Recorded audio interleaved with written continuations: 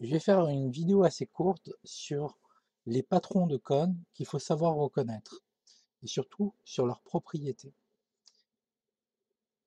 Donc premièrement, nous avons un cône et un patron qui lui correspond. La première chose à remarquer, c'est que il y a un angle ici, bêta, qui fait 202,1 degrés et qui correspond à l'angle de développement du cône.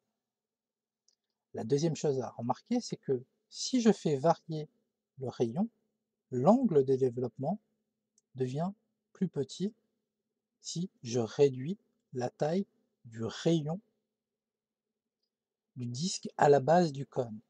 Plus le rayon va être petit, plus l'angle de développement va être petit, à condition de conserver la hauteur. Vous voyez, je n'ai pas changé la hauteur du cône. Et effectivement, si je garde la même hauteur du cône et que j'augmente le rayon, alors l'angle de développement augmente.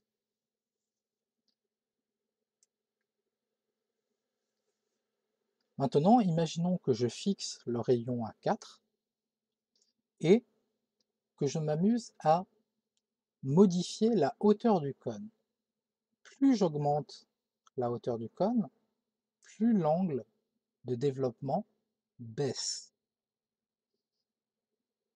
L'angle bêta, ici, vous voyez, il fait 136 degrés lorsque le cône a une hauteur de 9,8, mais si je lui mettais une hauteur par exemple de 11,2, l'angle de développement mesurerait 121. Maintenant, que se passe-t-il si je baisse la hauteur et que je garde le rayon pour le disque à la base du cône? L'angle de développement augmente. Donc ici, vous avez vu un bon nombre de patrons pour les cônes et vous pouvez imaginer que je pourrais m'amuser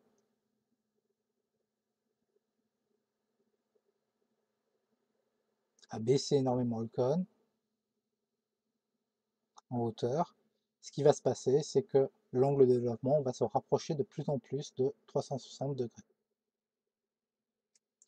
De même, si je prends des rayons très très fins, l'angle de développement va se rapprocher pratiquement de zéro.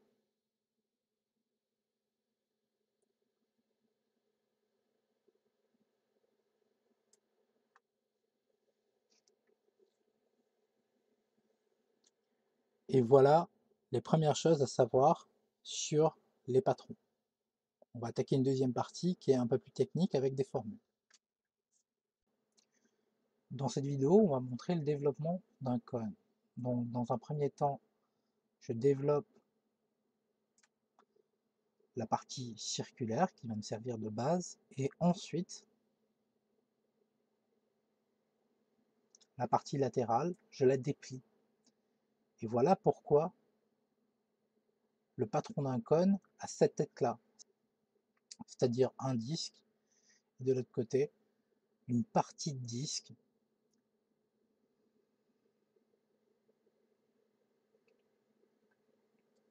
Bien sûr, on pourrait tout à fait le faire dans l'autre sens, c'est-à-dire on plie le disque et puis ensuite on roule le cône et on voit bien que on a reconstitué la partie en 3D.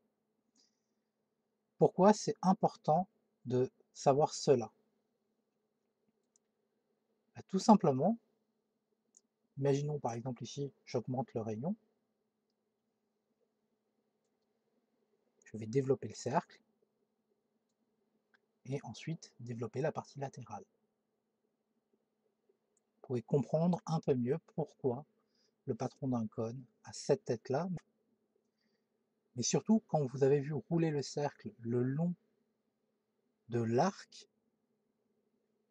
de la partie latérale, vous comprenez bien que la circonférence du cercle en rouge est égale à la longueur de l'arc de la portion de cercle pour qu'on puisse bien replier le cône. Je le remonte encore une fois. Vous voyez, on l'enroule le cercle et en fait le disque dans le cône. C'est pour cette raison que on a bien les patrons de cône qui ressemblent à ça, à cela. Et c'est ce qui va nous amener à la formule la plus importante sur les patrons de cône. La troisième chose qu'il faut savoir faire sur les patrons de cône, c'est reconnaître qui est qui, c'est-à-dire reconnaître quelle distance correspond à quelle distance entre le patron et entre le cône de révolution formé.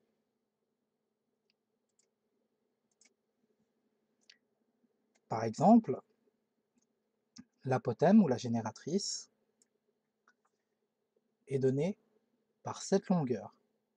Ici, j'ai indiqué les longueurs pour que ça se voit bien, mais la plupart du temps, on ne vous les donne pas. On vous les donne sur un des deux, et à vous de reporter les distances.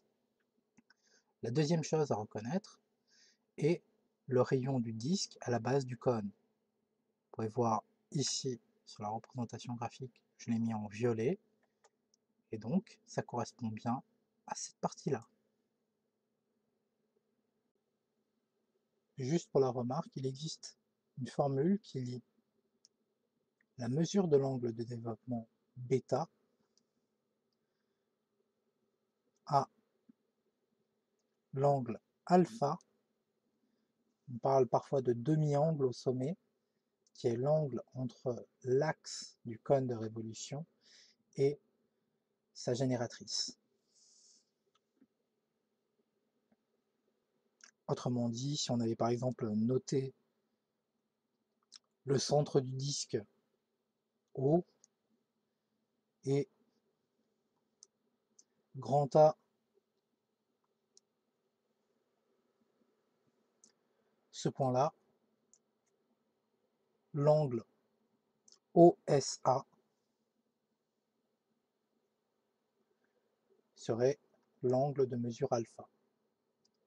Et par conséquent, la formule est ceci, 360 fois le sinus de alpha. Je ne pense pas que cette formule soit à connaître, mais bon. Une dernière remarque, la distance SO correspond à la hauteur du cône et elle n'apparaît nulle part sur le patron. Donc il faut absolument savoir calculer la hauteur de ce cône à partir du patron. Je vais l'appeler H par la suite. Si l'on trace à main levée le triangle rectangle SOA, la hauteur étant SO, comme c'est un triangle rectangle, nous pouvons appliquer le théorème de Pythagore et SA c'était la longueur de l'apothème et OA c'était notre petit r. Par conséquent, d'après le théorème de Pythagore, on a H qui est égal à racine de A carré moins R carré. Ceci est une formule à connaître. Et donc, comme ici, on avait A, et que ici, on avait R, à partir du patron, on peut retrouver la hauteur du cône. Et c'est une des formules les plus importantes qu'elle va permettre de calculer le volume. Une formule très importante est le calcul de la longueur de l'arc AB, ici symbolisé en bleu. Donc, vous pouvez voir en fait, c'est la longueur de cet arc-là, A serait ici et B serait ici. Et on fait le tour du disque, donc une portion du tour du disque. La première chose à savoir, c'est que il y a une relation de proportionnalité entre l'angle de développement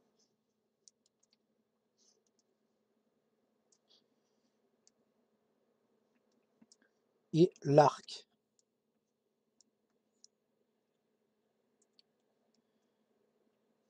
Donc je fais un petit tableau de proportionnalité. Imaginons que l'angle de développement soit β. Le tour complet,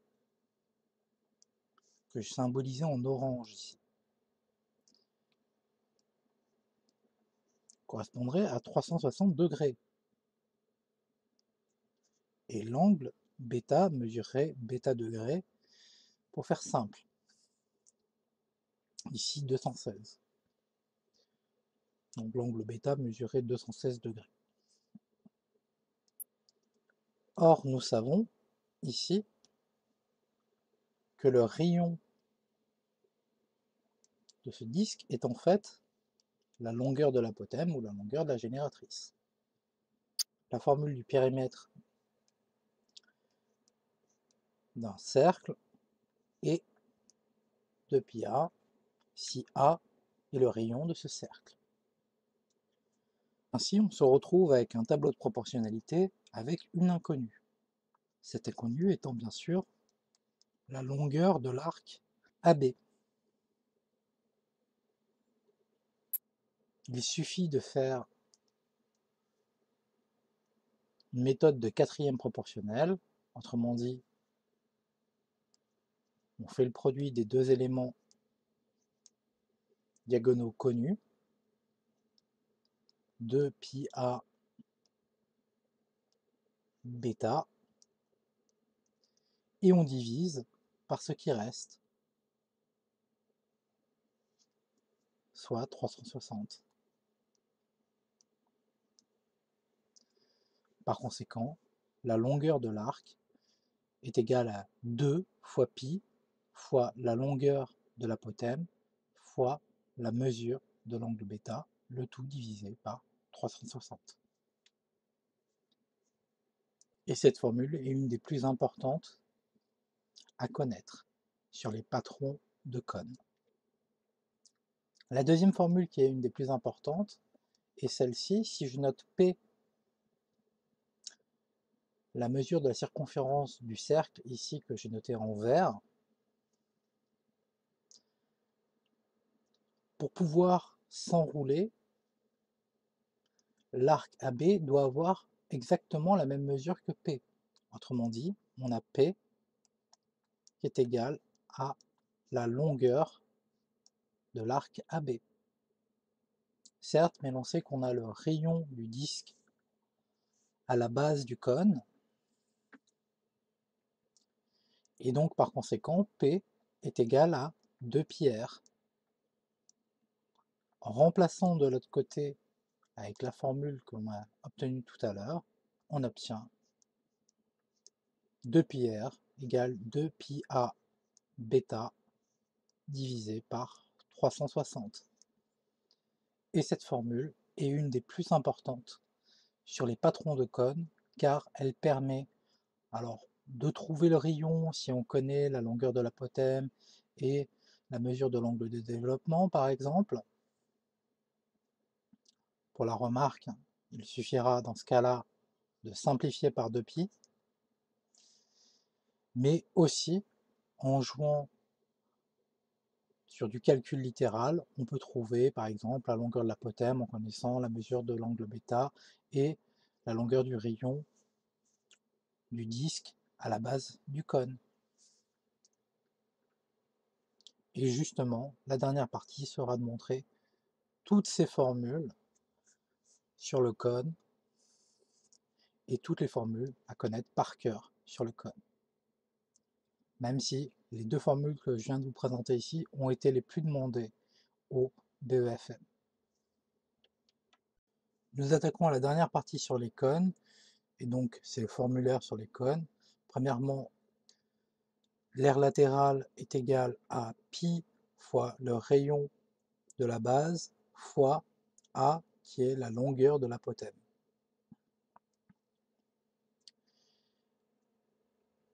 Bien sûr, il existe des variantes. Imaginons que l'on cherche R et qu'on connaisse l'aire latérale et la longueur de l'apothème. Par conséquent, on a R qui est égal à R latérale divisé par pi fois A. Si on cherche la longueur de l'apothème et qu'on connaît l'aire latérale et la longueur du rayon de la base de notre cône, alors on a A qui est égal à R latérale divisé par pi fois R. L'aire de la base est donnée par la formule pi fois R carré, car tout simplement la base d'un cône est un disque. Il y a une variante pour trouver R en fonction de l'aire de la base. C'est tout simplement R égale racine carrée, et donc sous la racine c'est R de la base divisé par pi. Pour le calcul de l'aire totale du cône, comme d'habitude, c'est l'aire de la base plus l'aire latérale, autrement dit, pi fois R carré plus pi fois R fois A, où A est la longueur de l'apothème. On peut aussi l'écrire sous cette forme-là, pi fois R facteur de R plus A. En ce qui concerne le calcul du volume d'un cône, le volume d'un cône est égal à 1 tiers fois pi fois R carré fois H. Bien sûr, comme d'habitude, il existe des variantes. Imaginons qu'on cherche R et qu'on connaisse le volume du cône et qu'on connaisse la hauteur du cône. On a R qui est égal à la racine carrée et de 3 fois V, le tout divisé par pi fois H. Supposons que l'on cherche la hauteur et que l'on connaisse le volume du cône et donc la longueur du rayon du disque qui est à la base du cône. On a H qui est égal à 3 fois V, le tout divisé par pi R carré.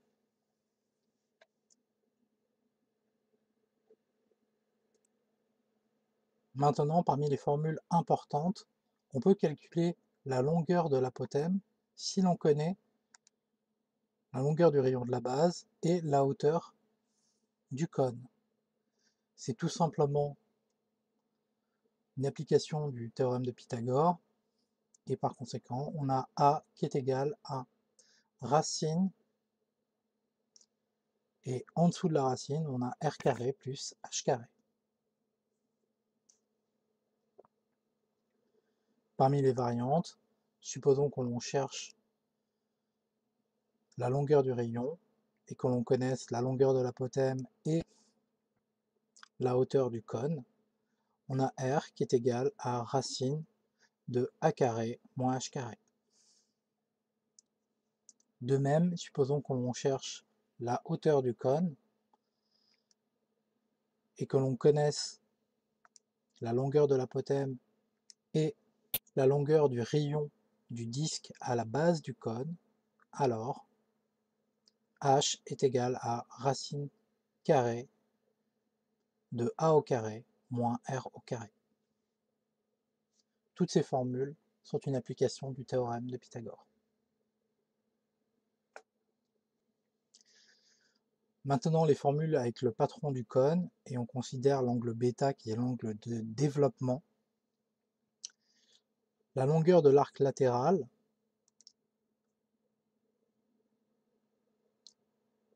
est 2πr.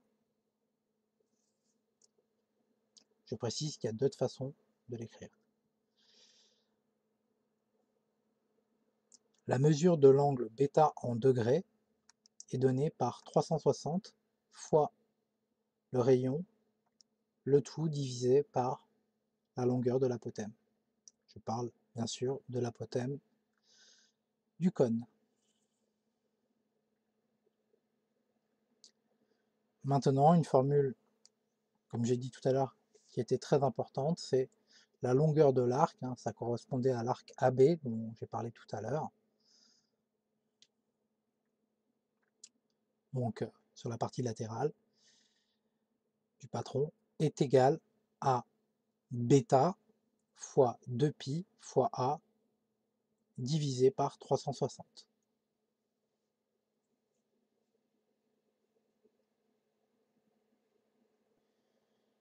Ici, on montre quelques variantes avec bêta. Donc, on avait dit que bêta était égal à 360 fois R divisé par A, où A est la longueur de l'apothème et R est toujours le rayon du disque formant la base du cône. On peut isoler R, et R sera égal à A fois bêta divisé par 360. On peut aussi isoler A, et dans ce cas-là, A sera égal à 360 fois R, le tout divisé par bêta.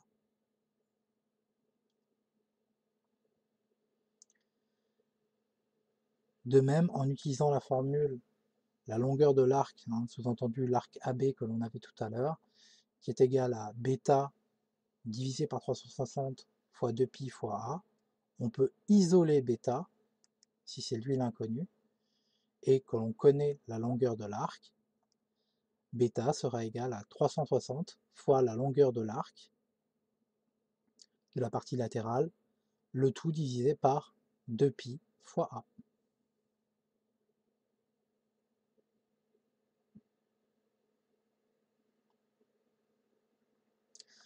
Maintenant, il ne faut pas oublier que la longueur de l'arc est aussi égale à la circonférence du disque à la base du cône. Cette longueur d'arc est aussi égale à 2pi fois R. Donc on peut isoler R si R est inconnu, et donc R sera égal à la longueur de l'arc divisé par 2pi. Ici, je fais un petit résumé des formules les plus demandées au BEFM. Je précise que celle-là est une des plus demandées et j'aurais envie de dire, vous l'aurez cette année. Après, c'est assez difficile de savoir. Celle-ci est souvent demandée. Celle-ci est beaucoup demandée. Celle-ci a été souvent demandée aussi. Celle-ci aussi. Donc c'est assez difficile de vous dire lesquelles ici seront demandées le jour du BFM, mais j'aurais envie de dire la première, j'en suis pratiquement sûr. Après, il est possible qu'il y ait d'autres questions. Et bien sûr, la longueur de l'arc aussi est assez souvent demandée. Donc là, toutes ces formules-là, vraiment, c'est les formules fondamentales. Je voulais parler d'une dernière formule qui est peu connue, et personnellement, je n'y crois pas, mais bon. Je vais expliquer l'idée. L'air total avait déjà été donné dans les formules précédentes.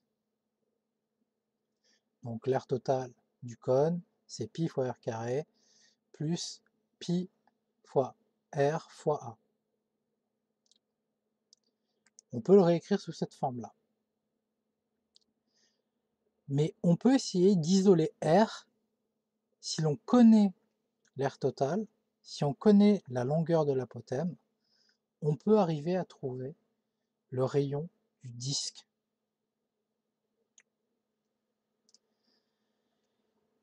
Il existe une formule qui permet de faire ceci. J'avertis, cette formule, je n'y crois pas trop. Toutefois, un exercice dirigé pourrait vous amener à retrouver cette formule. Et dans un vieux BFEM, ils étaient à 2 doigts de la demander. Voilà. Et ils ont tourné autour, ils ont bien sûr aidé l'élève à la trouver, ils ont commencé à un peu montrer certaines formes particulières, faire une factorisation un peu particulière. Ils ont montré qu'il y avait un lien avec les identités remarquables. et ainsi de suite. Et on va dire qu'ils se sont arrêtés juste avant de demander la formule. Ils avaient déjà fait beaucoup de travail, ils n'ont pas osé rajouter, on va dire, la dernière question qui aurait été de demander la formule. Ils ont fait toutes les questions pour mener à cette formule, puis à la fin, je crois qu'ils avaient dit qu'ils l'admettaient. Euh, mais j'aurais envie de dire, il y aurait eu une question en plus, la formule aurait été demandée. Bien comprendre que c'était quand même un exercice qui était assez dur et on vous amenait à cette formule, on vous demandait pas de la trouver dès la première question. Il y avait 4-5 questions et ils n'ont pas osé rajouter une 6e question pour avoir la formule finale qui permet en fait de trouver le rayon à partir de la longueur de l'apothème et de l'aire totale.